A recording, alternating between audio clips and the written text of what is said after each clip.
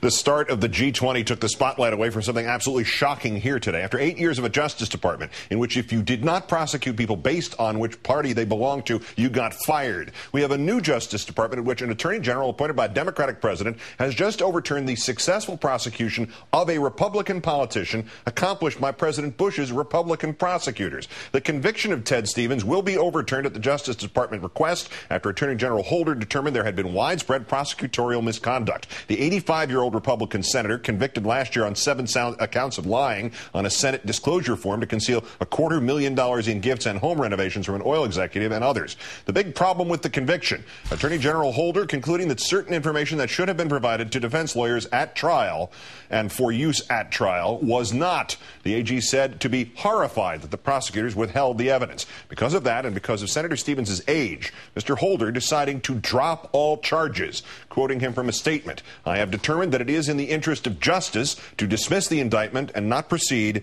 with a new trial." The senator's lawyers calling the Attorney General a pillar of integrity in the legal community and thanking him. The misconduct of the prosecutors was stunning to me. Not only did the government fail to provide evidence to the defense that the law requires them to provide, but they created false testimony that they gave us, and they actually presented false testimony in the courtroom. We're very grateful to the Attorney General of the United States, Eric Holder, for the decision that he made today to drop all charges against Senator Stevens. For reaction and interpretation, let's turn to John Dean, White House counsel under Richard Nixon, also a former Associate Deputy Attorney General, now FindLaw.com columnist and author of both Worse Than Watergate and Broken Government. Good evening, John. Good evening, Keith. Attorney General Holder began his career in the public integrity section of the Justice Department. When he is said, with that kind of background, to be horrified, how egregious must this conduct have been?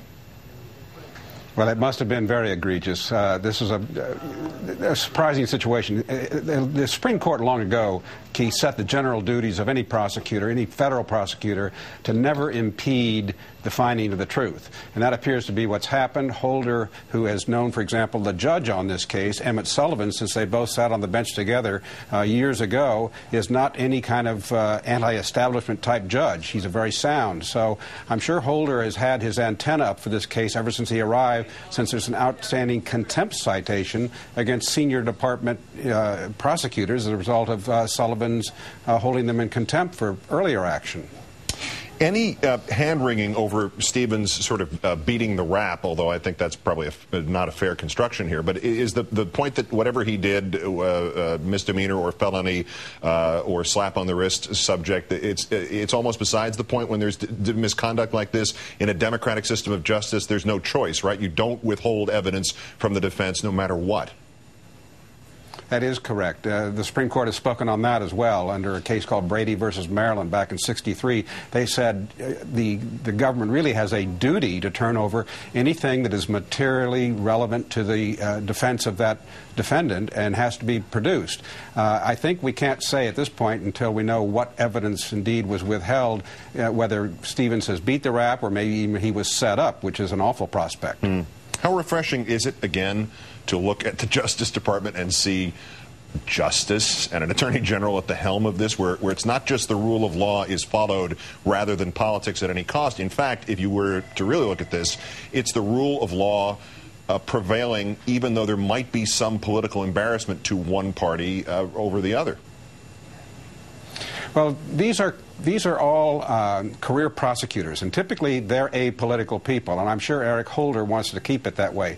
I think what he's done today, and that's very encouraging, is he sent a message. He sent a message to all these career people that we're going to play by the rules now. I think things have gotten a little loose and slack under prior attorneys general during the Bush years, and Holder has used this very effectively by indeed starting an investigation at the Office of Professional Responsibility as well. This sends a very clear message to his team and his prosecutors as to the conduct of his department.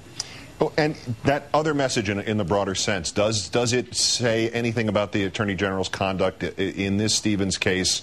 Does it speak to whether his department might proceed in investigations of torture under President Bush, or at least does it speak to what level of integrity it would bring to an investigation like that if it chose to proceed? It certainly speaks well for the new Attorney General, Eric Holder. And given the conduct that he's shown in this instance and already since he's during his confirmation proceedings, I think, Keith, it's going to be very difficult for him not to proceed with an investigation, particularly when you have things going on like they are in Spain, where a judge has referred a complaint for investigation as to whether Bush officials indeed did commit torturous acts, and this kind of pressure will force the Obama administration, sooner rather than later, to get off the dime and make a decision about this. John Dean, the author of Worse Than Watergate and Broken Government. As always, John, great thanks.